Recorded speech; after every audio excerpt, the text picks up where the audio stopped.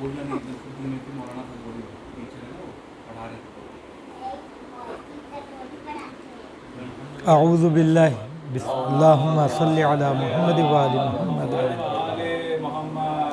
अऊज़ु बिल्लाहि मिनश शैतानिर रजीम, बिस्मिल्लाहिर रहमानिर रहीम, व बिही नस्तईन व हुवा खैरु नासिरिन व मुईन, रब्बी यस्सिर वला तुअस्सिर व तम्मिम बिल खैर। दीन व ज़िंदगी के नाम से जिस किताब की तदरीस की जा रही है और पिछले कई महीनों से आप इस दर्स में शरीक हो रहे हैं, इसके तकरीबन 7 दर्स हमने तमाम कर लिए और 5 दर्सों का ख़ुलासा भी मैंने आपकी खिदमत में पेश कर दिया। आज जिन 2 दर्सों का ख़ुलासा पेश किया जा रहा है वो 6वां और 7वां दर्स है, और ये दोनों दर्स क़यामत से मुताल्लिक़ है। हमने पहले मौत की हकीकत के बारे में बात की, फिर बरज़ख के बारे में बात की, अब हमारी गुफ्तगू क़यामत के बारे में है।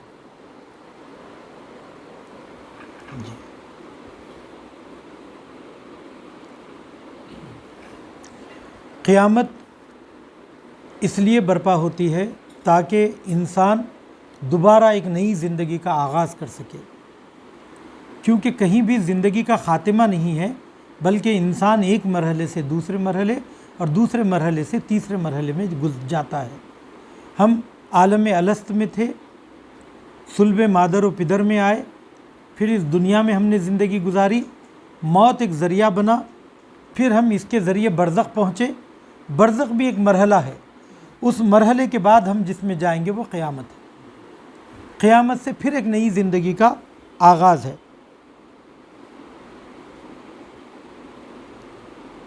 वो ऐसा क़यामत खेज़ दिन है और ऐसा ख़तरनाक दिन है कि जिस दिन माँ अपने बच्चे को भूल जाएगी, उसे दूध पिलाना भूल जाएगी, इतनी हैबत उसके ऊपर तारी होगी और हर कोई हैबत के मारे ऐसी गुनूदगी और की हालत में होगा कि किसी को अपनी तक धुन नहीं रहेगी। दूसरों का ख्याल तो दूर की बात है, एक नफ्सा नफसी का आलम होगा। आय करीमा में मौजूद है कि वो तुम्हें मस्त नज़र आएंगे, लेकिन वो मस्त नहीं होंगे बल्कि अपने आप में गुमसुम होंगे। अपने आप में हर कोई गुमसुम होगा। सिर्फ नेक अफराद और साले अफराद ही वो लोग हैं जिनके ऊपर किसी किस्म की वहशत उस दिन तारी नहीं होगी। क़यामत के सिलसिले में हमने 2 हिस्सों में क़यामत को बांटा था। पहला मरहला, उसके अंदर 3 वाक़यात रोनुमा होंगे। सबसे पहली बात, एक आवाज़ सुनाई देगी जिसे हम नफ़क़े सूर कहते हैं, यानी सूर फूका जाएगा। दूसरे मरहले में ज़मीन और आसमान में जितनी भी मखलूक़ात हैं सब की सब मर जाएंगी, ज़मीन तहस नहस हो जाएगी। सिर्फ वो लोग बाकी रहेंगे जिसे परवरदिगार आलम न मारना चाहे, वरना फरिश्ते, इंसान, हैवान, जितने भी रूए ज़मीन पर और आसमान पर मखलूक़ात हैं सब के सब नाबूद हो जाएंगे, सब के सब मर जाएंगे। तीसरा मरहला ये होगा कि ज़मीन और आसमान को लपेट दिया जाएगा और जो निज़ाम है वो निज़ाम मुकम्मल तब्दील हो जाएगा। सारी दुनिया नाबूद हो जाएगी, दूसरे शक्ल में आ जाएगी।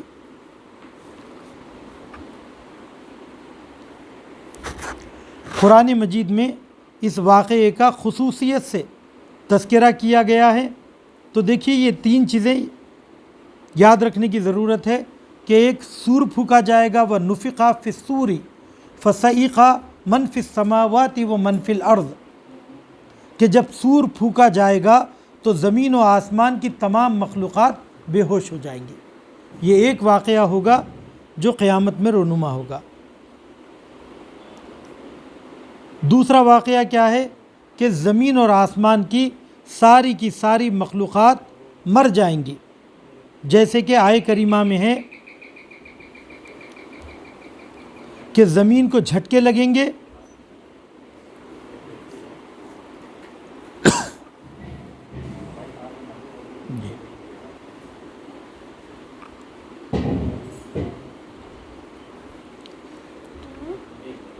کہ ساری کی ساری دنیا نابود ہو جائے گی، اور تیسرا مرحلہ یہ ہوگا کہ زمین اور آسمان کا نظام بدل جائے گا۔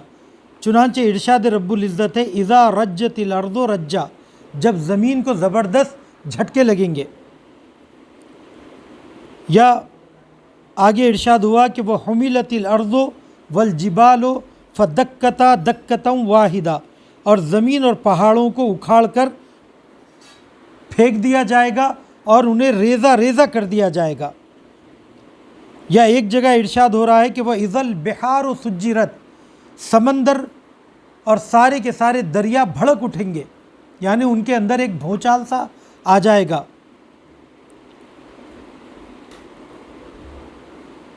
آگ کے شعلوں کی طرح یہ لہریں بھڑکنے لگیں گی اور اچھلیں گی۔ یہ صرف ایک منظر کشی ہے یہ بتانے کے لیے کہ دنیا کس طریقے سے تہس نہس ہوگی۔ پہاڑیں ریزہ ریزہ ہو جائیں گی، سمندر بلیوں اچھلنے لگیں گے، اور زمین لپیٹ دی جائے گی، زمین کو خطرناک جھٹکے ہوں گے۔ ایک معمولی سا اگر زلزلہ ہوتا ہے تو ہزاروں لوگ مارے جاتے ہیں، لیکن جب یہ کہا جائے گا کہ خطرناک جھٹکے لگیں گے تو اس وقت زمین کا کیا حال ہوگا۔ تو یہ ایک پہلا مرحلہ ہے جو قیامت میں واقع ہوگا۔ اب یہ چیز فقط اور فقط، میں نے آپ سے اس سے پہلے بھی کہا کہ اعتقادات دو طریقے کے ہیں، کچھ کا تعلق آپ خود عقل سے سمجھتے ہیں، بعض کا تعلق ہماری آسمانی کتابوں میں اس کی تفصیل بیان کی جاتی ہے، کیونکہ یہ فیوچر کی باتیں ہیں یا پھر پاسٹ کی باتیں ہیں۔ ہم نے ماضی کو دیکھا نہیں ہے، نہ ہم فیوچر کو دیکھ سکتے ہیں، تو اس کی خبر صرف اور صرف اللہ سبحانہ و تعالی ہمیں دے سکتا ہے، تو وہی بتا سکتا ہے کہ قیامت میں کیا رنگ ہوگا، کیا کیفیت ہوگی۔ اچھا، اب جب ساری دنیا نابود ہو گئی، زمین کو جھٹکے لگ گئے اور زمین و آسمان تہس نہس ہو گئے اور پہلا سور پھونکا جا چکا، تو اس کے بعد کیا ہوگا؟ اس کے بعد کیا ہوگا؟ تو ارشاد ہوا کہ اب یہاں پر پروردگار عالم تمام انسانوں کو ان کے اعمال کی جزا دینے کے لیے دوبارہ زندہ کرے گا، دوبارہ ان کو اٹھائے گا۔ یہ کیسے اٹھائے گا؟ اس کی علامت کیا ہوگی؟ کیسے پتہ چلے گا کب اٹھایا جائے گا؟ تو کہا کہ اس کے لیے بھی ایک دوبارہ سور پھونکا جائے گا۔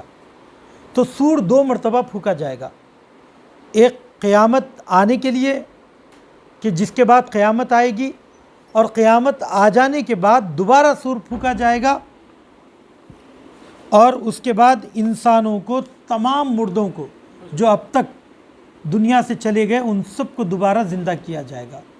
یہ بحث میں خود یہاں پر عمدن نہیں چھیڑ رہا ہوں، عاقل اور معقول کی بحث، کہ مثال کے طور پر میں اس دنیا میں مر گیا اور مجھے دفن کر دیا گیا، میرا جسم قبر کا حصہ بن گیا، میری ہڈیاں بورا بن گئی، بعد میں مٹی میں تبدیل ہو گئی، اس مٹی سے وہاں درخت اگے، درختوں سے پھل اگے، ان پھلوں کو جانوروں نے کھایا، انسانوں نے کھایا، وہ ان کے بدن کا حصہ بن گیا، پھر ان سے انسان اور جانور وجود میں آئے، پھر وہ ان کے بدن کا حصہ ہو گیا۔ تو پھر یہ کیسے ممکن ہے کہ میرا وجود جو کئی وجودوں کا حصہ بن گیا ہے، اسے دوبارہ کس طریقے سے خلق کیا گیا؟ ٹھیک ہے، یہ بات ذہن میں رکھیے گا، مگر چونکہ ہم اسٹیپ بائی اسٹیپ چل رہے ہیں تو میں اس کا جواب یہاں دینے والا نہیں ہوں۔ اچھی بات۔ اس کے بعد دوسرے کیا ہوگا؟ ساری مخلوقات کو دوبارہ زندہ کیا جائے گا، ایک واقعہ یہ ہوگا۔ دوسرا واقعہ کیا ہوگا قیامت میں؟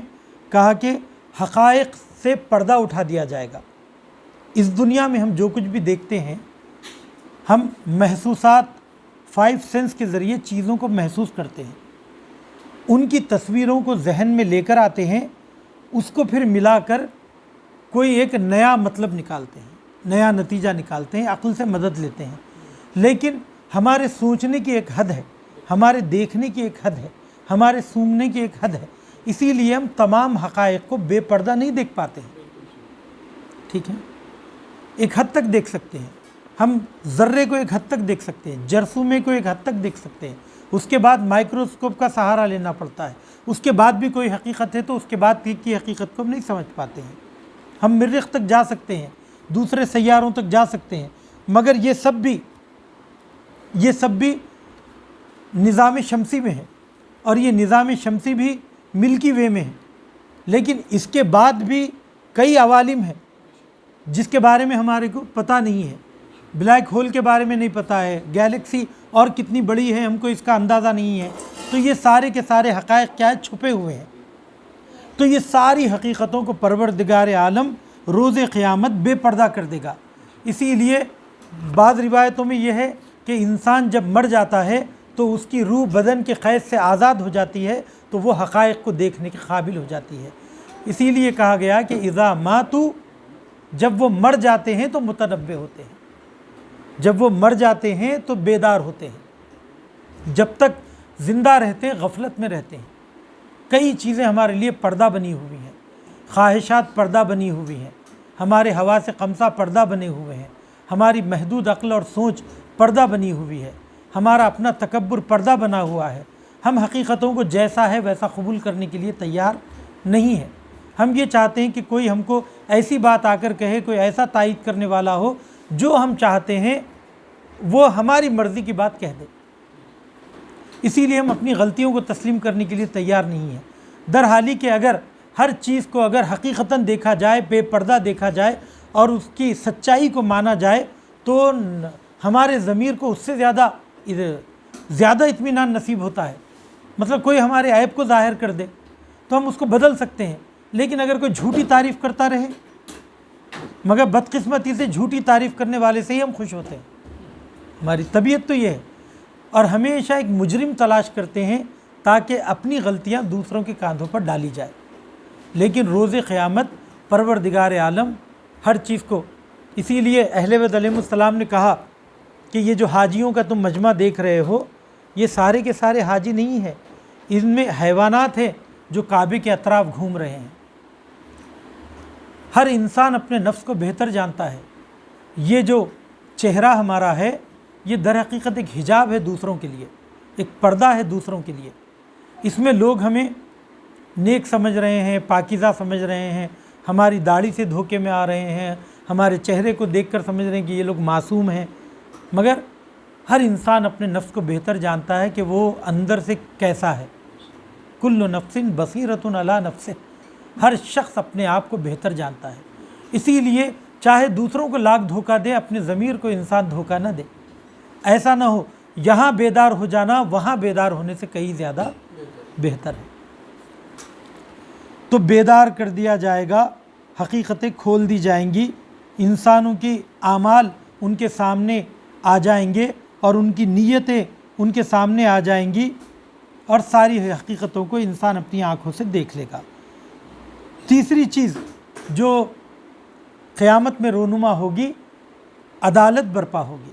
پروردگار عالم سب کے اعمال کی رسیدگی کرے گا، اچھے اعمال اور برے اعمال کی جزا دی جائے گی، اس کا بدلہ دیا جائے گا، یہاں تک کہ انسان کے افکار کو اور ان کی نیتوں کو بھی تولا جائے گا۔ بعض اوقات یہ باتیں سوچتے ہیں تو حیرت لگتی ہے کہ میزان قائم کیے جائیں گے، ترازو قائم کیے جائیں گے، تو ترازو کیسے قائم کیے جائیں گے، کیسے تولا جائے گا؟ تو دیکھیے یہاں پر ہر چیز کو بیچنے کے الگ الگ ترازو ہیں، الگ الگ پیمانے ہیں۔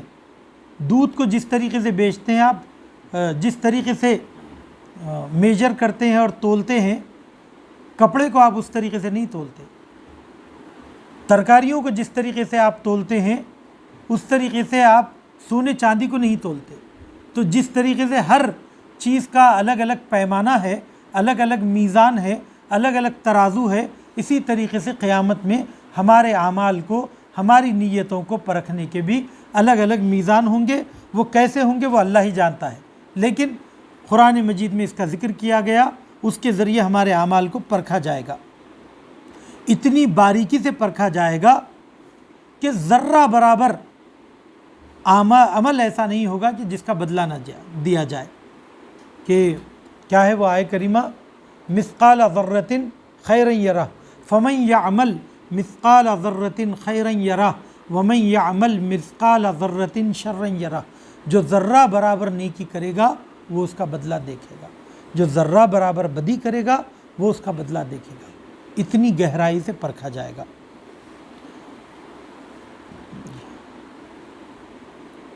اور ائمہ علیہم السلام کے اور پیغمبروں کے اعمال کو میزان قرار دیا جائے گا. ٹھیک ہے، مثلا کہا گیا کہ فلاں مومن ایمان کے 9 درجے پر ہے، 8 درجے پر ہے، 10 درجے پر ہے. تو پیمانہ کیا ہے؟ انسان کامل اور مومن کامل اگر علی مرتضیٰ ہے تو اب ان کے چاہنے والوں کو ان کے ساتھ پرکھا جائے گا. اس کے بعد اندازہ لگایا جائے گا کہ یہ ایمان کے کس درجے پر ہے، کتنا اس نے عمل کیا ہے، کتنا اس کے پاس یقین ہے. تو وہ یقین کے لیول قائم کیے جائیں گے. تو خود اہل بیت میزان بنیں گے، خود اہل بیت ترازو بنیں گے. اور جتنا ہم اہل بیت سے نزدیک ہوں گے عمل میں اتنا زیادہ ہمارا مرتبہ بلند ہوگا. اب ہم یہ جو دعا کرتے ہیں کہ اے پروردگار جوار اہل بیت نصیب فرما، ٹھیک ہے، اعلیٰ علیین میں جگہ دے. اعلیٰ علیین میں اہل بیت ہوں گے، وہاں پر رہنے کی دعا مانگی جا رہی ہے. وہاں رہنے کے لیے اس معیار کا ہونا بھی ضروری ہے. اس معیار کو پرکھا کیسا جائے گا؟ اہل بیت کو معیار قرار دیا جائے گا، ان کے ذریعے میجر کیا جائے گا. تو یہ اب بتائیے کتنی چیزیں ہو گئی. قیامت کے دوسرے مرحلے میں کیا کیا ہوگا؟ پہلے مرحلے میں لوگوں کو زندہ کیا جائے گا، دوسرے مرحلے میں حقائق سے پردہ اٹھایا جائے گا، تیسرے مرحلے میں عدالت قائم کی جائے گی، انسان کے اعمال کو پرکھا جائے گا، تولا جائے گا. ہر عمل کو، نیتوں کو پرکھنے کے ترازو ہوں گے. ان میں سے ایک ترازو، ایک معیار، ایک سنجش کا معیار خود اہل بیت علیہ السلام کی ذوات گرامی ہے. جتنا ہم ان سے نزدیک ہوں گے ویسے ہی ہمیں مرتبہ جنت میں دیا جائے گا. اس کے بعد چوتھا مرحلہ کیا ہوگا؟ چوتھا مرحلہ یہ ہوگا کہ ہمارے نامے اعمال ہمارے ہاتھوں میں دیے جائیں گے. روایتوں میں ہے، قرآن مجید میں بھی ہے کہ 2 قسم کے گروہ ہوں گے. ایک کا نام ہوگا اصحاب یمین، دوسرے کا نام ہوگا اصحاب شمال. جو لوگ سیدھے ہاتھ کی طرف کھڑے ہوں گے وہ لوگ نیک افراد ہوں گے. جو بائیں ہاتھ، جن کے بائیں ہاتھ میں نام اعمال دیا جائے گا وہ برے لوگ ہوں گے. تو نیک لوگوں کے نام اعمال ان کے سیدھے ہاتھ میں، برے لوگوں کے نام اعمال ان کے بائیں ہاتھ میں دیے جائیں گے. اچھا، یہ جو نام اعمال جو انسان کے ساتھ ہے کہ اس کا جو کرام کاتبین، جو فرشتے ہمارے نام اعمال لکھ رہے ہیں، اس میں اور وہ جو نام اعمال ہمیں وہاں دیے جائیں گے اس میں کیا فرق ہے؟ کیا یہ وہی نام اعمال ہے جو یہاں لکھے گئے یا وہاں پر کچھ الگ دیا جائے گا؟ تو کہا کہ فرق ہے. فرق یہ ہے کہ فرشتے جو نام اعمال لکھے ہیں، انہوں نے لکھے ہیں وہ الفاظ کا مجموعہ ہے، لیکن روز قیامت ہمارے نام اعمال جو ہمارے سامنے آ کر کھڑے ہوں گے تو وہ خود عمل کی حقیقت ہوگی. خود عمل مجسم ہو کر آ جائیں گے، خود عمل ظاہر ہو جائیں گے. یعنی وہاں پر خود انسان کی ہم انکار کریں گے تو ہمارے ہاتھ گواہی دیں گے، ہماری آنکھیں گواہی دیں گی. تو یہ خود جو اپنے ہمارے نام اعمال کی کھلی ہوئی فائل بن جائیں گے. ہم انکار بھی کریں گے تو اور انکار بھی کیا کریں گے، واقعی یہیں سے اپنے دل کو ہم اچھی طریقے سے راضی کر لیں کہ ہم عدالت میں جج کے سامنے اپنے نام اعمال کے لیے وکیلوں کو رکھتے ہیں تاکہ وہ ہماری حمایت کرے، اور اپنی پاک بازی کے لیے ہم ثبوت لے کر آتے ہیں. مگر اللہ کی ذات وہ ذات ہے جس کو نہ وکیل کی ضرورت ہے نہ ثبوت کی ضرورت ہے، اس لیے کہ جو فیصلہ کرنے والا ہے وہی شاہد بھی ہے، جو منصف ہے وہی ہمارے اعمال کا گواہ بھی ہے. تو کس کے پاس لے جا کر دھوکہ دیں گے؟ سب سے بڑا دیکھنے والا تو اللہ ہے، اس کا دیکھنا ہی کافی تھا. مگر یہ مرحلے اس لیے اللہ نے رکھے تاکہ تم روز قیامت تمہارے انکار کی کوئی گنجائش نہ رہے. تم یہ نہ کہو کہ فرشتوں نے غلط لکھا ہوگا، تم یہ نہ کہو کہ اے پروردگار ایسا نہیں تھا معاملہ، تو وہاں پر ہمارے خود نام اعمال کو مجسم کر دیا جائے گا، اسکرین پہ لا کر دکھا دیا جائے گا، ہمارے ہاتھ، ہمارے پیر، ہماری آنکھیں گواہی دیں گی۔ اور جن لوگوں نے نیک کام انجام دیے ہیں ان کے لیے اتنا ہی وہ مرحلہ لذت بخش ہوگا۔ ایک ایک عمل ان کا کہ جسے ہم نے نظر انداز کر دیا تھا، یاد بھی نہیں تھا، آپ نے ایک چونٹی کو انگلی سے اس لیے ہٹا دیا کہ کہیں وہ میرے پیروں کے نیچے نہ آ جائے، آپ کے کسی شان و گمان میں بھی نہیں ہے کہ میں نے یہ عمل انجام دیا تھا، مگر اللہ کے پاس وہ محفوظ ہے۔ اور اس ایک عمل کی وجہ سے آپ کو مثلاً بہت بڑا مقام پروردگار عالم نے دے دیا، یا اس کی وجہ سے آپ کے بے شمار گناہ اس نے معاف کر دیے۔ جیسے کہ اس میں آیا ہے، علماء کے حالات میں ہے، اب میں صاحب بہار کا ہے، یا پھر شیخ عباس قمی کا واقعہ ہے، یا پھر علامہ امینی کا ہے، یہ مجھے یاد نہیں ہے، مگر جب ایک خواب میں عالم دین سے طالب علم نے پوچھا کہ آپ نے اتنے نیک کام انجام دیے، اتنی ساری کتابیں لکھی، قبر میں آپ کے کون سی چیز کام آئی؟ تو آپ نے کہا کہ میں نے اتنی کتابیں لکھی، ان میں سے کوئی چیز میرے اتنے کام نہیں آئی جتنے سے ایک عمل میرے کام آیا جس کا مجھے شان و گمان نہیں تھا۔ میں ایک بار کتاب لکھ رہا تھا تو اس کی سیاہی پر ایک مکھی آ کر بیٹھ گئی، تو میں نے قلم کو اس عنوان سے روک دیا کہ وہ مکھی یہ پانی پی لے اور اس کی پیاس بجھ جائے، تو پروردگار عالم کو میرا وہ عمل پسند آیا۔ تو عزیزو، اللہ اخلاص عمل دیکھتا ہے، کثرت عمل نہیں دیکھتا ہے، وہ عمل کا معیار دیکھتا ہے۔ اسی لیے جتنا بھی کریں کثرت عمل کے اوپر توجہ دیں، اور اخلاص عمل کیسے باقی رکھا جائے، یعنی اپنے عمل میں اخلاص کیسے پیدا کیا جائے، تو اس کا یہی ہے، اس کا بہترین طریقہ یہ ہے کہ لوگوں سے صلے کی امید نہ رکھیں۔ کام کرنا ہمارا مقصد ہے، نتیجے کی توجہ نہ کریں۔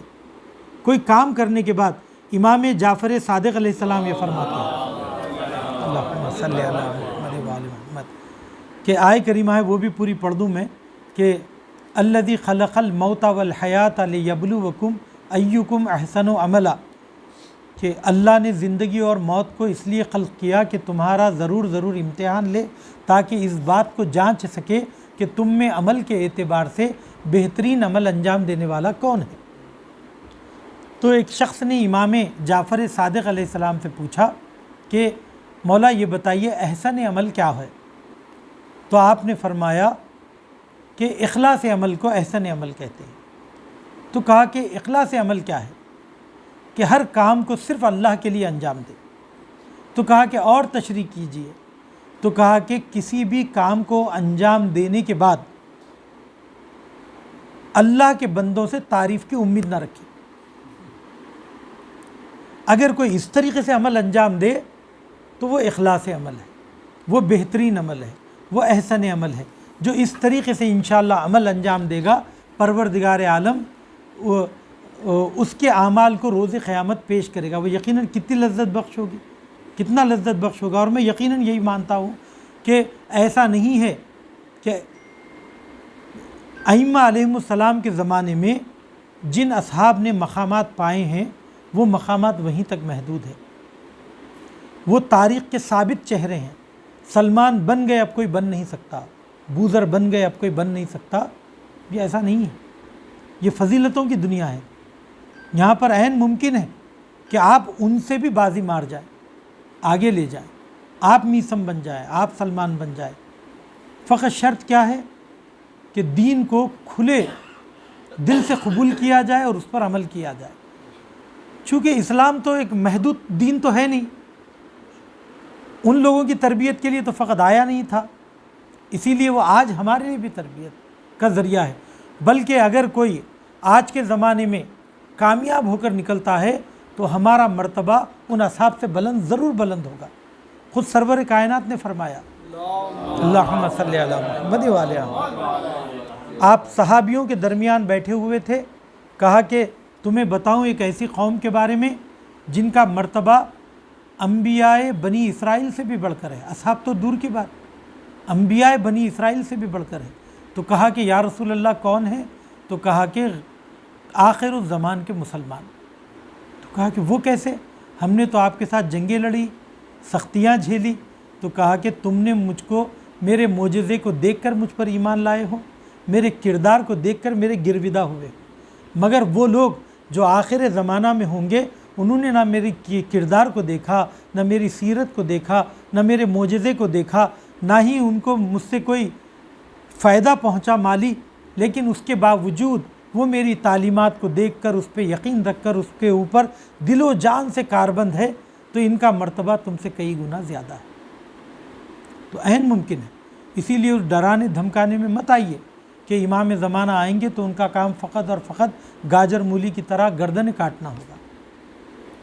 بعض اوقات ایک روایت عام ہے کہ امام دیکھیں گے کسی بھی عالم دین کو، 70,000 عالموں کو امام قتل کریں گے، ٹھیک ہے، تو گویا پتہ چلا کہ جتنے بھی غنڈے قسم کے لوگ ہیں، جتنے بھی بیکار ہے، لاابالی ہے، جو صرف گلے پھاڑ پھاڑ کے جیسے اپنے غیر معیاری اشعار پڑھتے رہتے ہیں، ان سب کو پروردگار عالم دھونی رمانے کے لیے جمع کریں۔ جب امام آئیں گے تو کیا کریں گے؟ دھونی رمائیں گے۔ تو دھونی رمانے کے لیے امام تھوڑا ہی آ رہے ہیں، امام کو علماء کی ضرورت ہے، امام کو نیک کردار افراد کی ضرورت ہے۔ تو کم از کم آپ جب یہ کہہ رہے ہیں تو یہ کہیے کہ علماء سو کو قتل کریں گے، برے لوگوں کو قتل کریں گے، علماء کو قتل کریں گے کا کیا مطلب ہے؟ تو بھی امام کے ساتھ کون ہوگا؟ پانچویں چیز جو روز قیامت رونما ہوگی وہ ہے گواہ، کہ پروردگار، روایتوں میں یہ آیا ہے کہ ہمارے اعمال کے گواہ اس دن مقرر کیے جائیں گے۔ کون ہوں گے وہ گواہ؟ سب سے پہلے گواہ خود انبیاء علیہم السلام اور ائمہ علیہم السلام۔ ہر امت کا نبی اس امت کا گواہ ہے۔ روایتوں میں ہے کہ ہمارے نام اعمال امام زمانہ کی خدمت میں ہر شب جمعہ پیش کیے جاتے ہیں۔ امام جب مسلمانوں کے حالات دیکھتے ہیں تو اس پر گریہ فرماتے ہیں۔ ائمہ علیہ السلام شاہد ہیں، یعنی غیب کا بھی علم رکھتے ہیں، یہ ہمارا عقیدہ ہے، ٹھیک ہے، اور ہمارے امام تو زندہ بھی ہیں۔ پردہ غیب جو کہا جاتا ہے وہ آپ کے لیے غیب ہے، مگر ہم تو ان کے لیے غیب نہیں ہیں، وہ ہمارے درمیان ہیں، چل پھر رہے ہیں، آ جا رہے ہیں، ہماری باتوں کو سن رہے ہیں، انڈائریکٹلی ہماری ہدایت فرما رہے ہیں۔ ڈائریکٹلی بھی اگر ہماری ہدایت فرما رہے ہیں تو ہم انہیں پہچان نہیں پا رہے ہیں۔ تو غیب وہ ہمارے لیے ہے، مگر ہم ان کے لیے غیب نہیں ہے، وہ ہمارے درمیان موجود ہے۔ ائمہ علیہم السلام ہمارے اعمال کے گواہ ہوں گے، اور میں یہ کہتا ہوں کہ روز قیامت ائمہ علیہم السلام آ کر گواہی دیں اور ہمارے اعمال کی وجہ سے شرمندہ ہو، اس سے کہیں بہتر ہے کہ وہ نوبت ہی مانے نہ دے۔ ہم اپنے ماں باپ کو ناراض نہیں کرنا چاہتے، اپنی اولاد کو ناراض نہیں کرنا چاہتے ہیں، اپنے دوست و احباب کو ناراض نہیں کرنا چاہتے ہیں، تو جس کے آخرت ہم سے وابستہ ہے اور جن کے ہمارے اوپر اتنے احسانات ہیں، جو صرف ہماری ہدایت اور بھلائی چاہتے ہیں، تو کیا ان کے دل کو دکھانا صحیح ہے؟ اسی لیے ائمہ علیہم السلام نے کہا کونوا لنا زینا ولا تکونوا علینا شینا، ہمارے لیے زینت کا سبب بنو، ہماری رسوائی کا سبب نہ بنو۔ لوگ انگلی اٹھا کر یہ نہ کہیں کہ یہ دیکھو امام جعفر صادق کا شیعہ جا رہا ہے اور وہ ایسا ہے، بلکہ اور انصاف کی بات یہ ہے کہ 200 سال ائمہ علیہم السلام رہے، 250 سال، 250 سال کے بعد اگر آج اسلام ہے اور لوگ مسلمانوں کو دیکھ کر آج بھی اگر اسلام قبول کر رہے ہیں اور ہماری بیان کی ہوئی تفسیر سے اسلامی تعلیمات کو دل و جان میں اتار رہے ہیں، تو یہ کون لوگ ہیں؟ یا تو علماء ہیں یا نیک مسلمان ہیں۔ تو اسلام کے مبلغ تو ہم ہیں، اسلام کے مروج ہم ہیں، اللہ یقیناً سہارا ہے، اللہ ذریعہ بنا رہا ہے ہمیں، لیکن غیبت امام زمانہ میں اور ائمہ علیہم السلام کے دور کے بعد اس پورے 1200 سال میں کس نے آخر اسلام کے پرچم کو بلند کیا؟ کس نے اسلام کی سچائی کو عام کیا؟ کس نے اسلامی حکومت قائم کی؟ کس نے شریعت محمدی کو نافذ کیا؟ وہ ہم اور آپ مسلمان ہی ہیں، ہمارے علماء کرام ہیں۔ تو پتہ یہ چلا کہ صرف ائمہ کے دور میں اسلام مؤثر نہیں ہے، اس کے بعد بھی مؤثر ہے۔ تو اگر ہم ان سے وابستہ ہوں تو یقیناً یہ اثرات اور ائمہ علیہ السلام وہ دیکھ رہے ہیں۔ دوسرے کون گواہ ہے؟ فرشتے۔ کیوں؟ چونکہ اللہ سبحانہ و تعالیٰ فاللہ خیر حافظا، اللہ بہترین حفاظت کرنے والا ہے۔ وہ حفاظت کیسے کرتا ہے؟ ایک تو صاحب وہ اپنی قدرت کے ذریعے ہماری حفاظت کرتا ہے، کیونکہ وہ ہماری شہرگ گردن سے قریب ہے، ٹھیک ہے۔ دوسرے اس کے حفاظت کرنے کا ایک طریقہ یہ ہے کہ وہ فرشتوں کو مامور کرتا ہے، جو اسے غلط کرنے پر ناخودآگاہ اسے احساس دلاتے ہیں اور اس کو برائیوں سے بچانے کی کوشش کرتے ہیں۔ روکتے نہیں ہیں، کبھی نہیں روکتے، الہام ڈالتے ہیں، لیکن اگر اس کے بعد بھی آدمی گڑھے میں گرنا چاہے تو فرشتے نہیں روکتے، وہ ہماری مرضی۔ مثلا ہوتا ہے تیز رفتار گاڑی آ رہی ہے، اچانک آپ پیچھے ہٹ گئے، کہا کہ اللہ نے مجھے بچا لیا، تو یہ چیز آپ کے ذہن میں کس نے ڈالا؟ پروردگار عالم نے ڈالا۔ گناہ کرتے وقت یہ احساس شرمندگی ہوتی ہے، ضمیر پسو پیش ہوتا ہے، آگے پیچھے ہوتا ہے۔ یہ الہام کہاں سے آتا ہے؟ یہ انہی فرشتوں کے ذریعے آتا ہے۔ پروردگار عالم، اور کیا کمال ہے، کیا کرم ہے پروردگار عالم کا، محافظ رکھا بھی تو کیسے، کہ اس طریقے سے رکھا کہ جب تک ہم نیکی کا ارادہ کرتے ہیں تو وہ فوراً اس کو لکھ دیتے ہیں، ہم برائی کا ارادہ کرتے ہیں تو وہ نہیں لکھتے، اس وقت تک نہیں لکھتے جب تک ہم برائی نہ کر جائیں۔ نیکی کا ارادہ کرتے ہیں تو ثواب لکھ دیا جاتا ہے، گناہ اس وقت نہیں لکھے جاتے ہیں جب تک گناہ انجام نہ دیا جائے۔ اسی لیے نیکی کی نیت بھی اہم ہے۔ برائی کی نیت جیسے اپنے انسان کو نقصان تو پہنچاتی ہے مگر اس کے گناہ کا سبب نہیں بنتی۔ اگرچہ کہ فکر بھی تو ایک عمل ہے، بھئی آپ کھانا کھا رہے ہیں، چل رہے ہیں، پھر رہے ہیں، سوچنا بھی تو ایک عمل ہے، یہ عمل بھی تو ایک گناہ ہے، لیکن اس کے باوجود بھی اس عمل کی سزا پروردگار عالم نے انجام دینے سے پہلے نہیں رکھی۔ ہاں اگرچہ کہ بعض جگہ کسی کے بارے میں سوء ظن رکھنا گناہ ہے، مگر وہ گناہ سزا کا سبب کب بنتی ہے؟ جب ہم غیبت کرتے ہیں، جھوٹ بولتے ہیں۔ جھوٹ بولنا، غیبت کرنا یہ عملی اور پریکٹیکل کام ہے۔ یہ ہوا کب؟ جب ہم نے ذہن میں سوچا، تو سوچنا ایک عمل ہے، زبان سے اظہار کرنا دوسرا عمل ہے۔ دوسرے عمل کی سزا اس وقت ہے جب تک ہم انجام نہ دیں۔ اسی لیے لیکن جناب عیسیٰ یہ کہتے ہیں، حضرت عیسیٰ، کہ بری سوچ بھی مت رکھو، چونکہ بری سوچ ہی عمل میں تبدیل ہوتی ہے۔ بری سوچ ایسے ہی ہے جیسے آپ نقش و نگار والے کمرے میں ایک چراغ جلائیں، اس کے دھوئیں سے ساری کی ساری چھت کالی پڑ جائے۔ تو ہمارا ذہن و دل گناہ اور نگیٹیویٹی کی وجہ سے اتنا کالا پڑ جاتا ہے یا سخت ہو جاتا ہے، اس کے اندر ہدایت کا نور نہیں چمکتا۔ وہ نوبت ہم آنے نہ دیں۔ تو خیر فرشتے ہمیں روکتے ہیں، آغا الہام کے ذریعے روکتے ہیں۔ وَإِنَّ عَلَيْكُمْ لَحَافِظِينَ كِرَامًا كَاتِبِينَ، ہم نے تمہارے اوپر نگہبان رکھے ہیں جو تمہارے اعمال کو لکھتے ہیں اور تمہیں روکتے ہیں۔ تیسرے کون ہے؟ ہمارے اعمال کے گواہ ہمارے اعضائے بدن ہیں۔ بدن ہماری گواہی دیں گے، آنکھ ہماری گواہی دیں گی، زبان ہماری گواہی دے گی۔ تو یہ تھا ہمارے اس درس کا خلاصہ، کہ جس کے اندر ہم نے یہ سیکھا کہ قیامت ہوگی۔ قیامت دو مرحلے میں ہوگی۔ پہلا سور پھونکا جائے گا، پہلا سور پھونکے جانے کے بعد سارے کے سارے انسان مر جائیں گے، اور اس کے بعد زمین تہس نہس ہو جائے گی، آسمان تہس نہس ہو جائے گا۔ دوسرے مرحلے میں دوبارہ سور پھونکا جائے گا، مرے ہوئے انسانوں، جانوروں، مخلوقات کو دوبارہ زندہ کیا جائے گا۔ اس کے بعد ان کے سامنے سے حقائق ہٹ جائیں گے، اس کے بعد عدالت قائم ہوگی، ان کے نام اعمال ان کے ہاتھوں میں دیے جائیں گے، اور ان کے نام اعمال کے ساتھ ساتھ ان کے لیے گواہ بھی ہوں گے، جو گواہی دیں گے۔ وہ گواہ خود ائمہ علیہ السلام ہیں، انبیاء کرام ہیں، فرشتے ہیں، خود انسان کے اعضاء و جوارح ہیں۔ صلوات پڑھیں محمد و آل محمد۔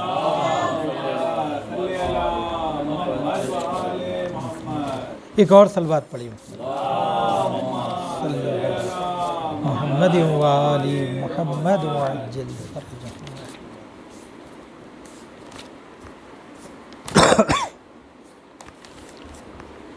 یہ درس بھی ماشاءاللہ بہت ہی اچھا اور انسان کو خوش کرنے والا ہے۔